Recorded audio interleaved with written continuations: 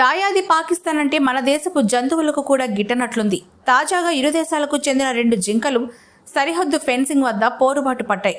దీనికి సంబంధించిన వీడియో తాజాగా సోషల్ మీడియాలో వైరల్ అవుతోంది.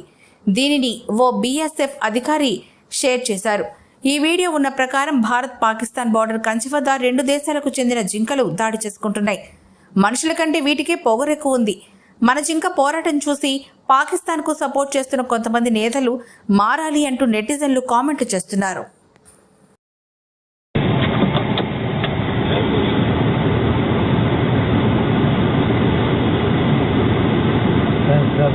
कर रहे हैं